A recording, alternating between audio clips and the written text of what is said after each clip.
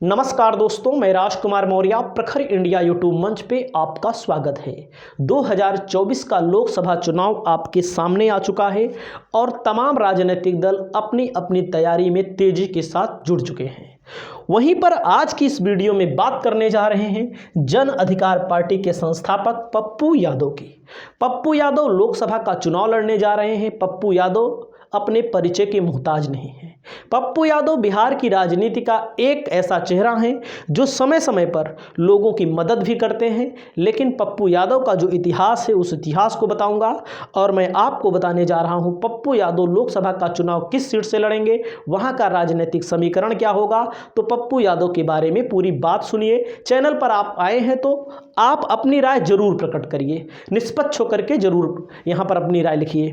2024 के लोकसभा चुनाव में एक तरफ इंडिया गठबंधन है जहां पर जयंत चौधरी टूट चुके हैं, जहां पर नीतीश कुमार पलट चुके हैं और बिहार में कभी पलटासन का गेम चलता है, कभी सल्टासन का गेम चल रहा है, कई सालों से भी चल रहा है, आप ये सब जान रहे हैं।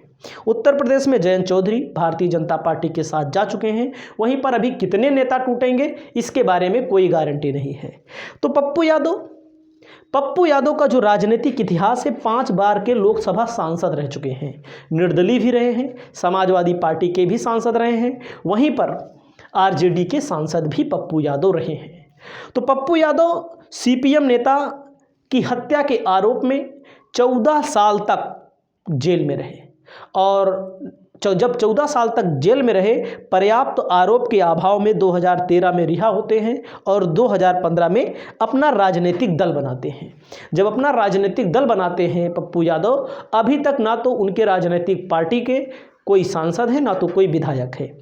इनकी पत्नी है रंजीता रंजन। आपको इनकी पत्नी की फोटो दिखाते हैं। रंजीता रंजन की फोटो आप देखिए पहले। रंजीता रंजन वर्तमान में कांग्रेस की राज्यसभा सांसद है। कांग्रेस की राज्यसभा सांसद जब मैं वीडियो बना रहा हूं तब है और इनकी लव स्टोरी भी बहुत पॉपुलर है, उसके बारे में किसी और वीडियो में बात करेंगे। तो पप्पू यादव हाल दिनों में बिहार में लोकसभा पड़ता है पूर्णिया लोकसभा सीट पर पूरी तैयारी कर चुके हैं और पप्पू यादव कभी लालू यादव के करीबी भी रहे हैं। पप्पू यादव इसके पहले मधेपुरा से लोकसभा का चुनाव भी लड़े हैं, लेकिन 2019 में चुनाव में हार जाते हैं। पप्पू यादव लालू यादव से जब मिले थे तो उसकी फोटो आपने पीछे देखा और पप्पू यादव को लेकर के चर्चा है कि पप्पू यादव कांग्रेस के टिकट पर या तो आरजेडी के टिकट पर। वैसे हमारी जो बात है, हमारा जो मानना है कि कांग्रेस के टिकट पर पप्पू यादव लोकसभा का चुनाव लड़ने जा रहे हैं पूर्णिया लोकसभा सीट से। क्यों कांग्रेस के टिकट पर? क्योंकि इनकी पत्नी कांग्रेस की सांसद है राज्यसभा। अपनी पार्टी का हो सकता है विलय कर दें, हो सकता है ना भी करें, लेकिन कांग्रेस को भी जरूरत है मजबूत नेता को चुनाव में लड़ाने की। कांग्रेस के पास गिने चुने मजबूत नेता बचे हैं और जिनको आप ऊपर देखते होंगे हाई प्रोफाइल, जो कभी लोकसभा का चुनाव नहीं लड़ते, विधायकी का चुनाव नहीं लड़ते। बहुत सारे लोगों को कांग्रेस या बीजेपी वैसे राज्यसभा के जरिए, विधान परिषद के जरिए भेज देती है।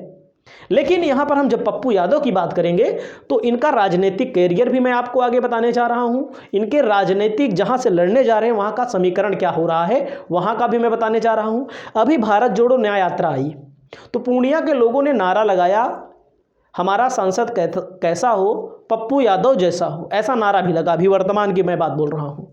तो मैं आपको दिखा रहा हूँ पहले पूर्णिया लोकसभा का पूरा का पूरा डाटा। वर्तमान में पूर्णिया लोकसभा सीट पर जनता दल यूनाइटेड का कब्जा है।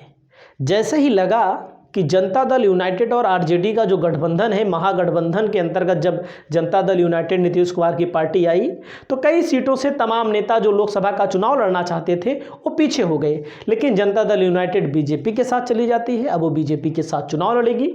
तो आपको मैं बताऊं, पूर्णिया पूर्वोत्तर बिहार का सबसे बड़ा शहर है। नेपाल और बंगाल से सटे इस शहर के बीचों बीच होकर NH 31 गुजरता है, जो कि ईस्ट वेस्ट कॉरिडोर का हिस्सा है।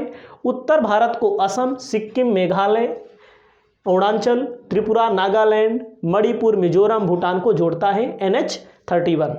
तो आप समझ सकते हैं। और 57 पूर्णिया को कोसी और मध्यांचल से जोड़ता है। ये सारी चीज़ें इसके बारे में हैं।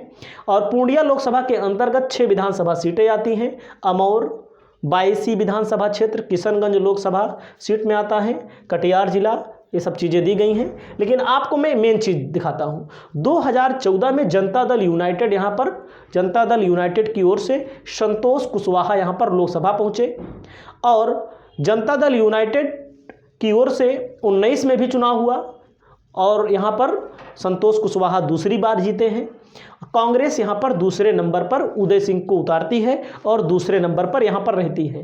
पूर्णिया लोकसभा सीटों में अगर हम बात करें तो बनमनखी, धमदाहा, रुपौली, कस्बा, पूर्णिया, कोढ़ा लोकसभा क्षेत्र है। 2020 के चुनाव में बीजेपी को 3, जेडीयू को 2, कांग्रेस को 1 सीट मिली। यानी कि अगर हम उस तरह बात करें तो कांग्रेस यहाँ पर बेहद कमज़ोर है, क्योंकि अगर कांग्रेस या आरजेडी यहाँ पर कमज़ोर है। और आज़ादी के बाद 1971 तक कांग्रेस यहाँ पर जीती है।